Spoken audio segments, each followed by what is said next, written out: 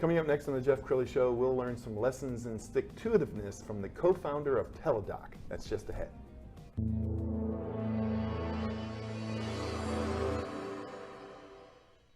Many are predicting that the worst is yet to come, which is unfortunate, said one person here.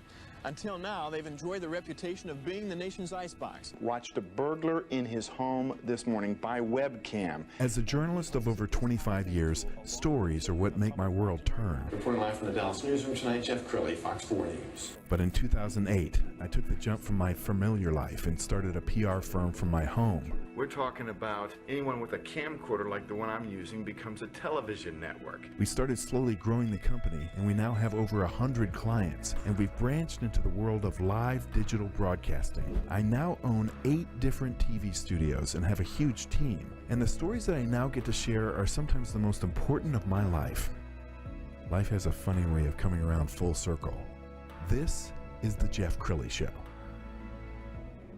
Well, I love Dallas because we celebrate entrepreneurship here. I think it's the home of Jerry Jones and Mark Cuban, and here it's go for it.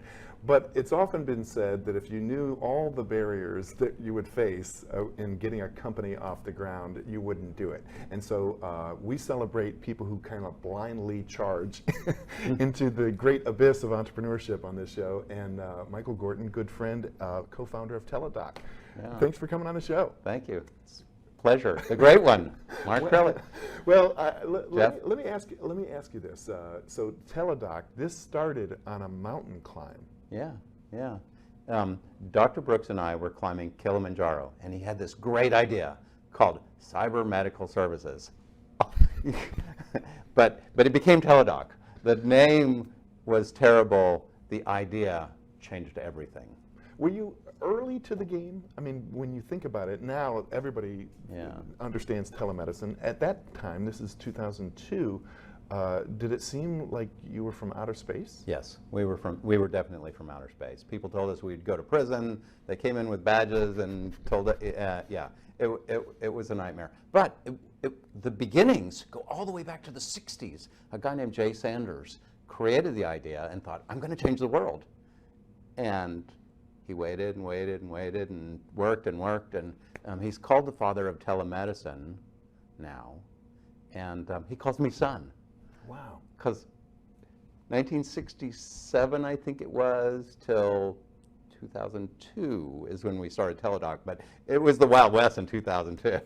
Well, I want to brag on you. You're an author and an amazing speaker. In fact, I got a chance to experience you at Success North Dallas last week, and you were the keynote, and you entertained us with stories of stick-to-itiveness for an hour and then took questions.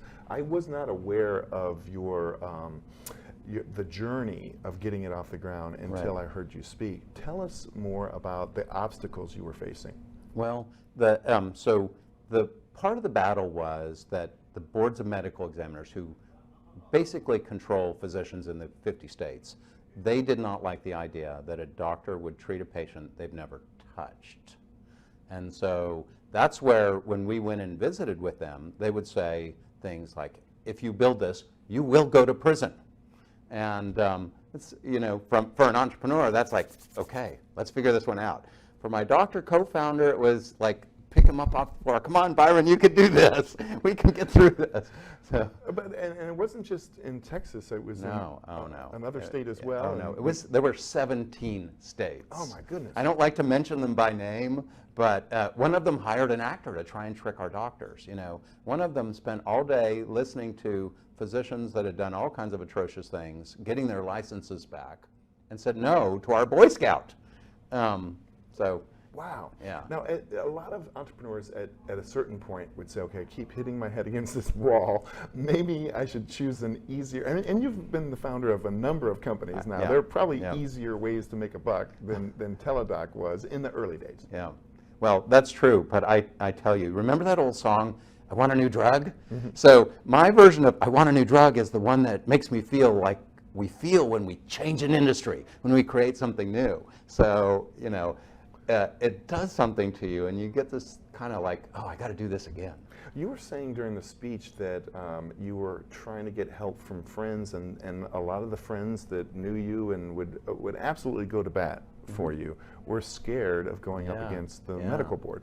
Yeah, there was a U.S. senator in Oklahoma, and I called him, and he loved what we were doing. And he said, I said, hey, can you help me with the state board? And he goes, no, I'm a U.S. senator. They will take my license away. They mean business when they do that, right? They do. Okay, what's your advice to entrepreneurs who are watching this? I mean, we're experiencing right now the great resignation, so a lot of millennials and Gen Zs, and for that matter, people who are in their 50s who are kind of saying, is this really all there is? How does one know if they're cut out to be an entrepreneur? If you can get through days where you have higher highs and lower lows than anywhere in corporate world and still say, I'm going to solve this problem, you're an entrepreneur. People from corporate America come to us all the time and they say, oh, I've got this great idea. It's not about a great idea. It's about all of the work and getting through the potholes and getting knocked down, kicked in the teeth, getting back up with a smile. I think you ask a question. On a scale of 1 to 10, how happy are you? You said 11, I said 10. You're an entrepreneur, Jeff. But I agree with you. The early days of running this company were quite a journey, Yeah. and I had to learn everything I could about public relations in a hurry. The early days of Teladoc, was there ever a time when you felt like mailing it in and just say it's just not worth it? No, you don't get there.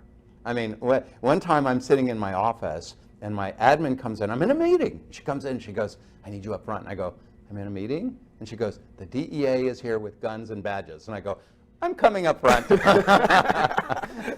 That's a long walk down the hallway. Okay. You also do a lot of podcasts. You're the guest quite a bit. Are people fascinated with this journey? Because it's really an amazing story. People think about Jerry Jones now, they think about Mark Cuban now, but they don't think about like the early days of these very successful people. Right. And they don't think about the early days of Teladoc. Well, I like telling the story for two reasons. One is because I think success comes from inspiration, and it comes from passion. And in the early days as an entrepreneur, I learned that the doors get opened if you have friends that will open the doors for you and help you.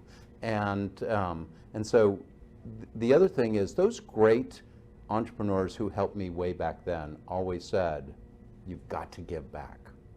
And so this is one of the ways that, if I can inspire some entrepreneur out there on the other end of that camera, then it was a good day. Wow, that's wonderful. And you're not just a serial entrepreneur, you've been the founder of a number of companies. You're also a prolific book writer. I wrote one, it almost killed me. I've retired from book writing. How many have you written? 7. 7, okay. And I've got 3 more in the works, so I don't know.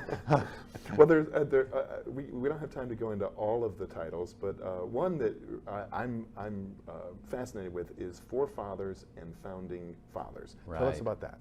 So the title is significant because my forefather was one of the co-founders of the state of Rhode Island. Wow. And he was always in trouble in the early colonies.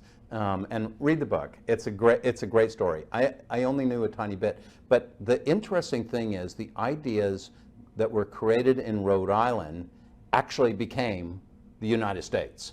So and so when you trace the anti-slavery and equal women rights and the things that we are today, Samuel Gorton in early Rhode Island created those. But the other thing that happened is Samuel Gorton's great-grandson is Nathaniel Greene.